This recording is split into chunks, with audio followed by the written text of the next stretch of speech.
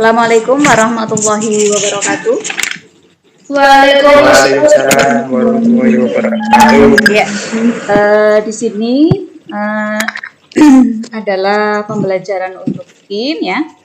Saya Ziadatul Amal dengan nomor induk mahasiswa PPG X902102 446 akan melakukan pembelajaran secara daring untuk materi ikatan kovalen polar dan non-polar. Ya, terima kasih sudah hadir di sini ya untuk pembelajaran daring kali ini. Gimana kabarnya? Sehat?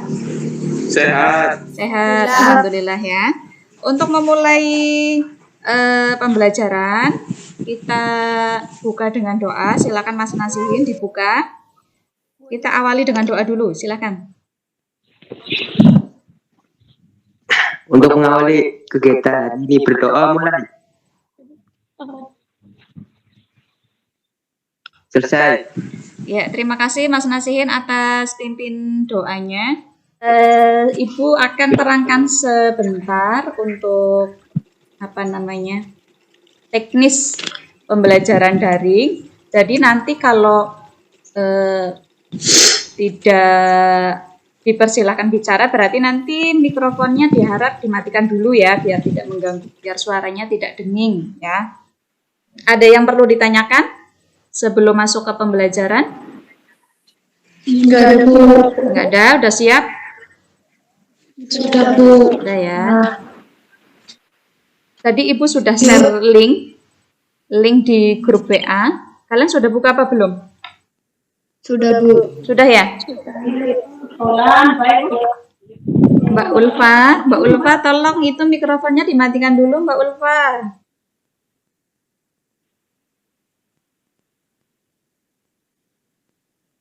Terlihat nggak ini? Ibu sedang membuka apa ini? WhatsApp. Iya. Nah, ini Ibu sudah share link di sini ya. Ini kalian klik. Setelah diklik kalian isi. Ini untuk presensi kalian. Sudah dibuka semuanya? Linknya? Nah, bentuknya seperti ini.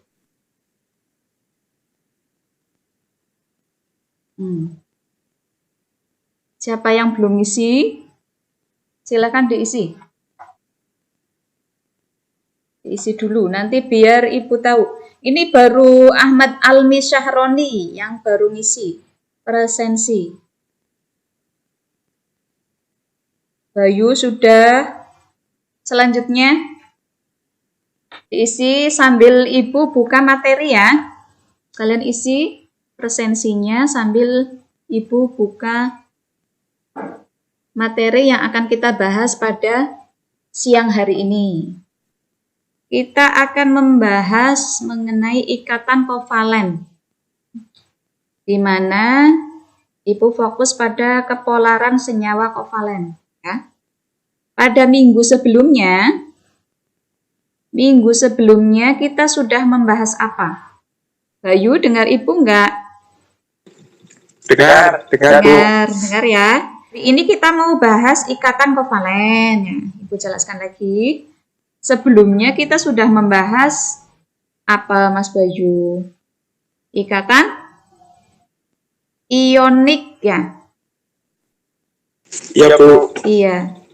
Kalau masih ingat, apa itu ikatan ionik? Bayu masih ingat tidak?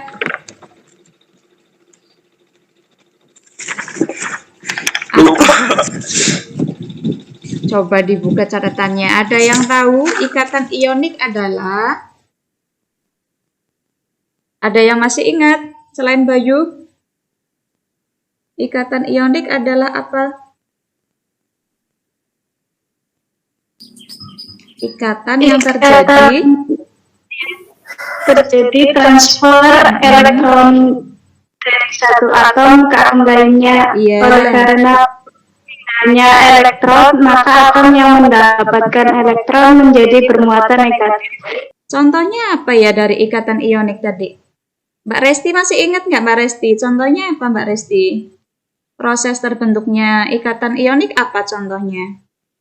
Contohnya NaCl natrium Na dengan konfigurasi elektron 2,8,1 akan lebih stabil jika melepaskan satu elektron sehingga konfigurasi elektron berubah menjadi 2, konfigurasi elektron sedangkan klorin C1 yang mempunyai konfigurasi 2,8,7 akan lebih stabil jika mendapatkan satu elektron sehingga konfigurasinya menjadi 2,8,8. Jadi agar keduanya menjadi lebih stabil maka natrium menyumbang satu elektron dan klorin akan kedapatan satu elektron dari natrium. Iya, betul. Betul sekali, Mbak Resti. Tepuk tangan buat Mbak Resti. Mbak Resti masih ingat. Jadi untuk ikatan ionik adalah apa? Ikatan serah terima ya. Serah terima. Jadi yang tadinya Na melepas satu elektron, Cl itu menangkap satu elektronnya. Masih ingat ya? Kemudian untuk hari ini kita akan bahas kovalen polar dan polar. Nah, saya mau tanya Mbak Alfit. Mbak Alfi apa Mbak Alfit? Ikatan kovalen itu apa Mbak Alfi? Sebelum kita masuk ke polar sama non-polarnya. Ikatan kovalen adalah ikatan ikatan apa? Ikatan kovalen adalah ikatan yang terjadi antara dua atau lebih atom non-logam dan pemakaian elektron secara bersama. Dua atom yang berikatan tersebut akan tertarik pada pasangan elektron yang sama. Contohnya adalah ikatan yang terjadi pada molekul H2. Iya, betul. Ini yang masih ingat Mbak Resti ya. Mbak Resti juara. Jadi ikatan kovalen apa? Ikatan yang terjadi antara dua atau lebih atom non-logam dengan pemakaian elektron secara bersama ya. Jadi masih ingat ya? Itu untuk ikatan kovalen. Nah, untuk hari ini akan membahas ikatan kovalen polar dan non-polar. Jadi, apa sih sebenarnya yang membuat kita itu motivasi kita untuk mempelajari materi ini itu apa? Sebenarnya ikatan kovalen polar dan non-polar itu wujudnya seperti apa sih, Bu? Sih kita gunanya mempelajari ikatan kovalen polar dan non-polar. Nah, kalau kalian tahu ya, kovalen polar dan non-polar itu kalau di dalam dunia kalian sekolah ini kan misalkan jurusannya kan teknik sepeda motor ya. Korelasinya apa, Bu? Kok bisa saya harus mempelajari materi itu gitu ya? Nah, nanti Ibu akan jelaskan korelasinya apa ya. Dalam teknik sepeda motor tuh bagaimana, nanti Ibu akan menjelaskan. Ini Ibu akan menjelaskan dulu apa yang harus kita lakukan. Ibu bacakan dulu ya. Terlihat nggak? Sudah muncul nggak? Di HP kalian sudah muncul PowerPoint-nya? Sudah? Sudah ya? Oke, ini Ibu akan menjelaskan kompetensi dasar yang harus kita pelajari. Yang pertama yaitu menganalisis proses pembentukan ikatan kimia pada beberapa senyawa dalam kehidupan sehari-hari. Kemudian 4.4 yaitu mengintegrasikan proses pembentukan ikatan kimia pada beberapa senyawa dalam kehidupan sehari-hari dengan elektron valensi atom-atom penyusunnya. Indikator pencapaian kompetensinya yaitu menganalisis kepolaran senyawa kovalen berdasarkan keelektronegatifan. Ya, untuk 4.41 yaitu mengintegrasikan kepolaran senyawa kovalen melalui percobaan virtual lab. Tujuannya apa? Peserta didik dapat menganalisis dan mengintegrasikan kepolaran senyawa kovalen melalui virtual lab dengan pendekatan TPEK. Model pembelajaran PBL secara tepat, aktif, dan kerjasama.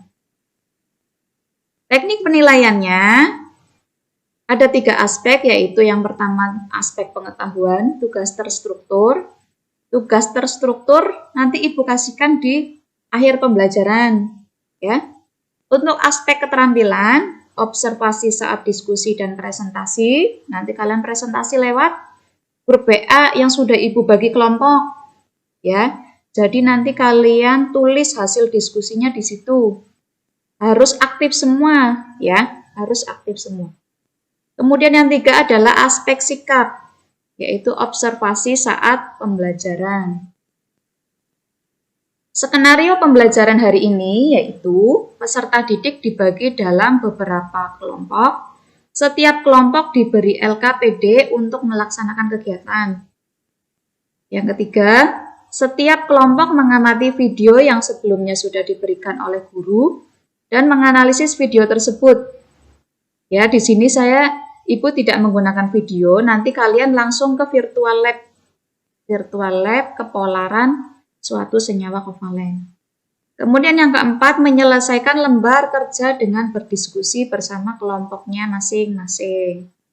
Yang kelima, yang terakhir, yaitu masing-masing kelompok mempresentasikan hasil kerjanya. Jadi hasil diskusi kalian melalui grup WA nanti di screenshot kemudian dikirimkan ke Ibu. Itu nanti hasil diskusinya itu yang dipresentasikan. Itu ya. Nah, ini ikatan kovalen polar dan non-polar. Di samping kiri ada gambar apa, anak-anak?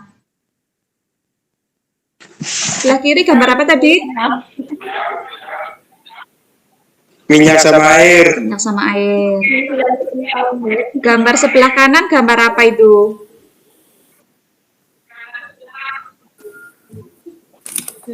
Gambar apa itu? Mesin motor ya? Ya, gambar mesin motor ya? Iya, mesin motor. Yang berkarat, itu terlihat karat sama ada minyak-minyaknya, begitu kan? Iya. Iya. Nah, apa sih sebenarnya Bu, manfaat kita mempelajari kepolaran senyawa kovalen itu? Nah, di gambar sebelah kiri itu kalian melihat minyak tidak bisa bercampur dengan air, ya kan? Nah, kenapa kok bisa seperti itu? Nah, itu nanti kita akan bahas. Kemudian di sebelah kanan itu kan ada gambar kena karat yang disebabkan oleh oli gitu ya, atau minyak gitu ya. Nah, itu bagaimana solusinya kayak gitu. Sedangkan minyak sendiri itu kalau dibersihkan menggunakan air saja, itu tidak bisa hilang, ya enggak? Ya. Lalu bagaimana cara membersihkannya kayak gitu? Kalian kadang pernah lihat enggak kalau kalian servis motor, kemudian apa yang dilakukan? Yang dilakukan si penservis biasanya ngapain itu? Menyemprotkan apa itu? Kompresor. Kompresor isinya apa itu, Mas? Bensin enggak itu yang disemprotkan? Apa ada yang lain? Ya, bensin. Iya kan? Gunanya buat apa itu, Mas Bayu? Bensin itu gunanya berarti? Untuk membersihkan karat sama debunya. Kalau kita membersihkan bekas karat yang disebabkan oleh minyak, kita tidak bisa menggunakan hanya air tok karena nggak bisa hilang, ya nggak? Tapi kita harus menggunakan pelarut non-polar lain. Contohnya apa? Itu bensin itu. Jadi bensin, kadang kan yang tukang servis itu ngambil bensin dari tangki kita kan? Ya, ada selalu mana bukan servis diambil bensinnya. Iya. Itu karena itu gunanya untuk salah satu membersihkan, ya kan? Salah satu fungsinya untuk membersihkan karat itu tadi. Karena kalau menggunakan kalau menggunakan air saja, itu tidak akan hilang. Paham ya, apa sih gunanya kita mempelajari materi ini? Nanti kita akan bahas lebih lanjut. Ya. Ini Ibu nanti bagi kelompok ya. Ya, dibagi kelompok. Ibu akan bagi menjadi 4 kelompok. Masing-masing kelompok nanti berdiskusi sesuai yang ada di LKPD. Ya. Ini Ibu share nih LKPD-nya. Bentar. Nah, sudah terlihat Bayu belum? Udah, Bu. Udah. Nah, ini kalian LKPD ini kalian diskusikan bersama teman kalian. Pilih belajar kemdikbud.go.id, klik. Ini alamat link virtual lab. Nah, ini linknya.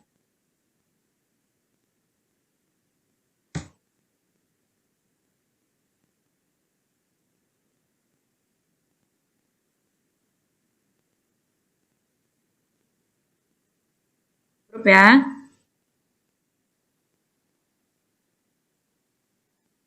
Di grup masing-masing kelompok. Nih. Bayu udah bisa masuk itu, tinggal percobaan saja Bayu. Bagi linknya aja, Bu. Oh iya ini. Ibu bagi per kelompok. Nih.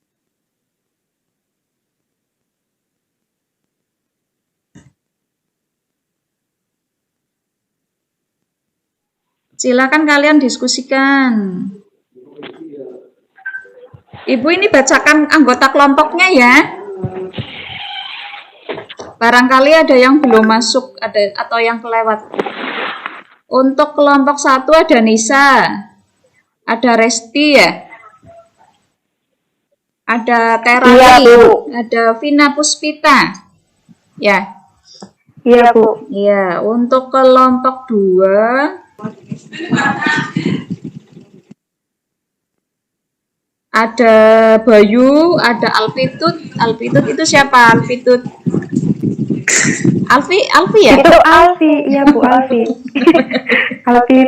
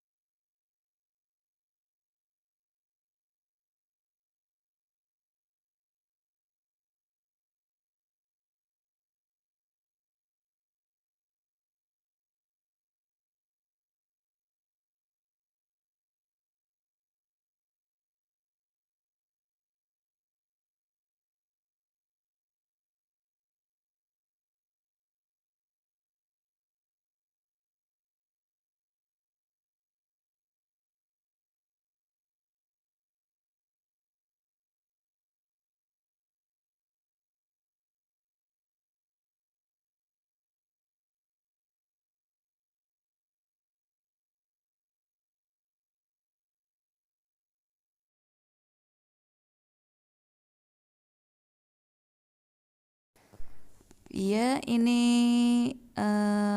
diskusi kelompok melalui grup WA ya. Ibu pantau dari grup kalian masing-masing, silahkan didiskusikan dengan maksimal.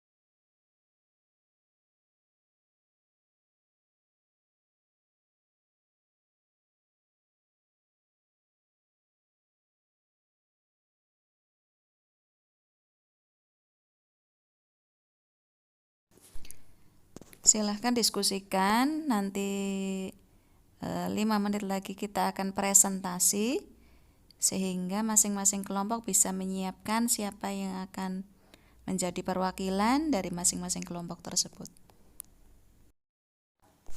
Ya, hasil diskusi siap dipresentasikan, waktu diskusi sudah habis.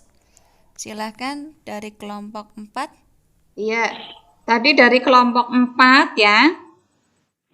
Dengan pertanyaan, jika minyak dan air tidak dapat bercampur, maka bagaimana cara menghilangkan bekas oli pada mesin motor ya?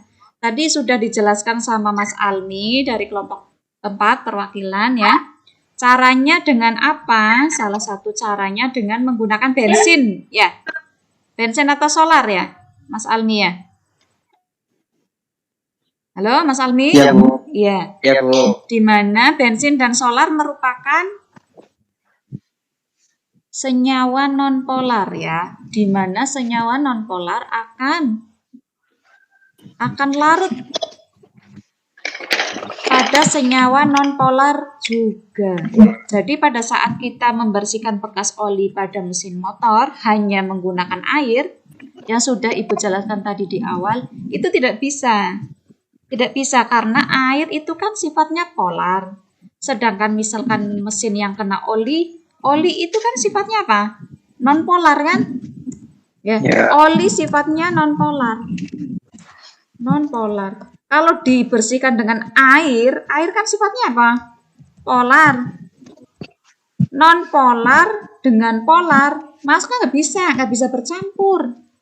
Tidak bisa larut. Makanya kalau kalian tangannya habis kena minyak sayur, kemudian hanya dicuci dengan air, pasti tangannya masih licin, ya enggak? Iya. Iya, masih licin, karena itu mereka tidak bisa bercampur. Jadi yang satu, yang minyak itu non-polar, sedangkan airnya polar. Kalau kita lihat biasanya orang servis motor, kadang orang yang penservisnya itu ngambil bahan bakar di tangki kita kan? Gunanya untuk apa? Untuk salah satu membersihkan itu, kotoran itu. Untuk membersihkan karat, untuk membersihkan bekas oli yang nempel. Begitu. Caranya dengan itu. Walaupun memang kalau secara ini terus-menerus itu tidak bagus untuk mesin ya. Membersihkan dengan bensin ya. Itu. Sampai sini paham nggak? Atau ada sanggahan dari kelompok yang lain? Kelompok 3. Silakan kalau mau menanggapi.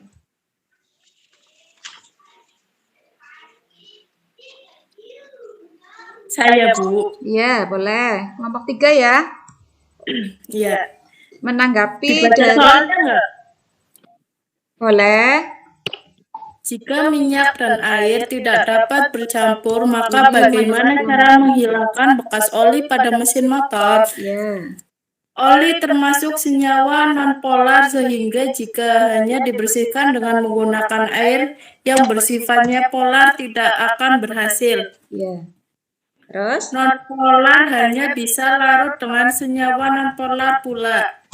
Sabun mempunyai gugus polar dan nonpolar saat dipakai mencuci sabun berperan sebagai emulsifer sehingga sabun dikatakan dapat membersihkan lemak dan kotoran. Ya. Molekul sabun mempunyai rantai hidrogen CH3 CH2 16 yang bertindak sebagai ekor yang bersifat hidrofobik (tidak suka air dan larut dalam zat organik), sedangkan COONA plus sebagai kepala yang bersifat hidrofilik (suka air dan larut dalam air). Sabun memiliki gugus nonpolar yaitu gugus (min R) yang akan mengikat kotoran dan gugus 8 (min COONA) yang akan mengikat air karena sama-sama gugus polar. Udah, Iya. Bu. Nah, itu menurut kelompok 3 ya. Jadi dan menurut kelompok 3 yaitu nonpolar hanya bisa larut dengan senyawa nonpolar ya, seperti yang Ibu jelaskan tadi. Menurut kelompok 3, sabun mempunyai gugus polar dan nonpolar gitu ya. Saat dipakai mencuci, sabun berperan sebagai apa tadi, Hil?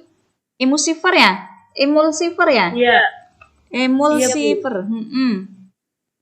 Sehingga sabun dapat dikatakan dapat membersihkan lemak dan kotoran. Nah, Ibu tarik kesimpulan di sini.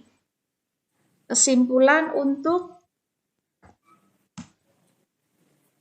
pertanyaan nomor 2. Ya. Kesimpulannya apa?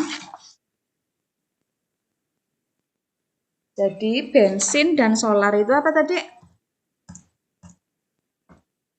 Punya sifat membilas yang bisa dengan mudah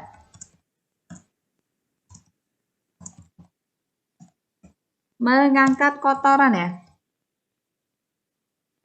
Kotoran yang membandel gitu. Di mana bensin dan solar merupakan senyawa apa tadi? Termasuk senyawa non-polar. Ya, jadi senyawa non-polar bertemu dengan senyawa non-polar. Nah, itu bensinnya berguna untuk membersihkan. Gitu. Kemudian, kesimpulan yang kedua, membersihkan dengan apa lagi? Dengan sabun. Dengan sabun. Karena apa? Sabun mempunyai apa? Mempunyai apa? Gugus polar dan non-polar. Non-polar. Iya. Jadi sabun itu punya gugus polar dan non-polar. Yaitu hidrogen CH3 dan CH216 yang bertindak sebagai ekornya. Ekornya bersifat apa tadi? Hidrofobik, tidak suka air ya, tidak suka air dan larut dalam zat organik. Sedangkan COONA+ sebagai kepalanya yang bertindak hidrofik yaitu suka air dan larut dalam air. Jadi sabun itu ada yang kita sebut ekor sama kepala tadi. Istilahnya begitulah ya, ekor sama kepala, di mana ekornya itu CH3 CH216 yang tidak suka sama air, sedangkan kepalanya itu COONA+ yang bersifat hidrofilik, suka sama air dan larut dalam air. Itu kenapa sabun digunakan untuk membersihkan bekas minyak kayak gitu, karena sabun yang non-polar itu nanti akan ketemu non-polar juga, sehingga bagus untuk membersihkan. Paham ya? Halo, pada tidur semua? Iya, Bu, paham. Enggak, Bu. Enggak ya? Enggak, Bu. Ya, ini untuk kesimpulan hari ini. Untuk presentasi cukup ya, sampai di sini ya. Ya. Iya, Bu, cukup. Aduh, semangat sekali. Iya. Cukup sekali, Bu. Iya, cukup sekali. Sudah sore ya? Sekali. Iya, sudah sore. Ya Bu, udah sore Bu. Iya, bentar. Hampir, Mak. Sebelum kita akhiri ya, Ibu tulis refleksi untuk hari ini. Refleksi untuk hari ini. Refleksi untuk hari ini yang sudah kalian pelajari itu apa? Salsa mana salsa? Saya mau tanya, iya, untuk refleksi hari ini yang sudah kita pelajari apa ya, Nduk? Tentang apa? Kepolaran. Yang sudah dipelajari ya, Ibu tulis di sini yang sudah dipelajari. Apa? Satu, tentang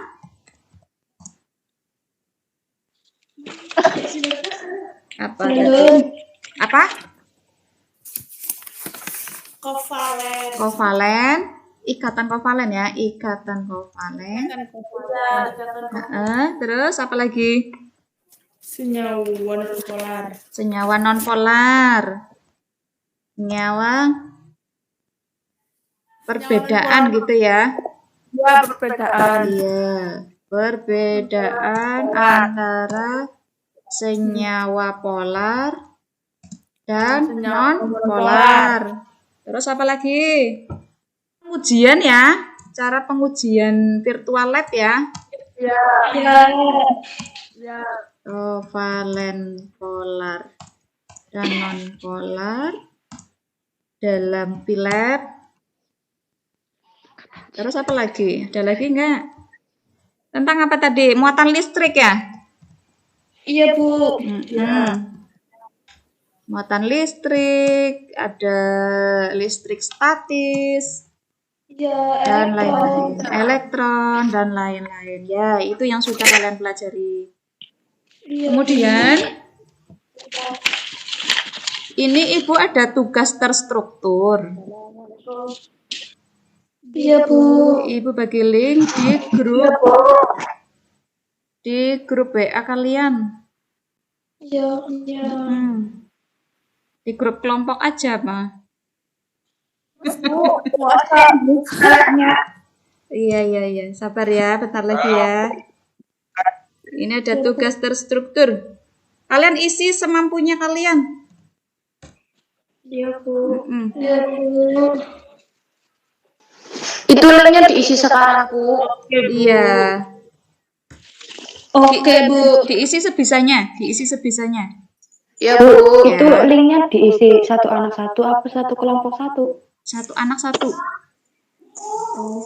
Berarti ini Bu. Kenapa? Isi semua. Iya, ngisi semua. Nanti Ibu akan lihat jawaban kalian dari sini. Skornya berapa gitu maksud saya.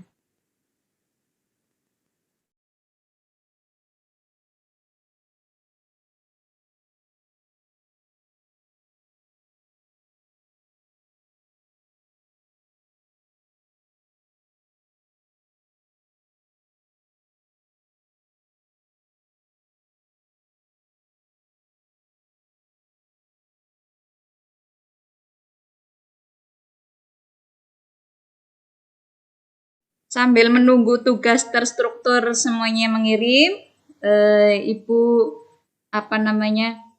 mengingatkan untuk materi selanjutnya ya. Materi selanjutnya yang akan kita pelajari adalah stoikiometri ya. Nanti kalian pelajari materi tersebut. Nanti Ibu bagi linknya agar kalian bisa mempelajari terlebih dahulu. Agar kalian punya pemahaman sebelum kalian masuk pembelajaran secara daring ya atau luring gitu ya. Mungkin itu saja. Kita tutup dengan doa, silahkan. Dipimpin siapa? Nasihin? Hin? Oh, Nasihinnya lagi izin sholat? Bu. Ya? Emang mau ditutup langsung Bu. Iya, doa dulu ya. Kerap.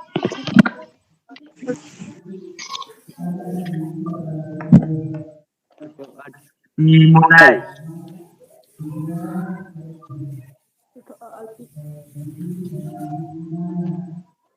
Bu. Ya, Ibu akhiri. Wassalamualaikum warahmatullahi wabarakatuh. Waalaikumsalam warahmatullahi wabarakatuh. wabarakatuh. Ya, Bu.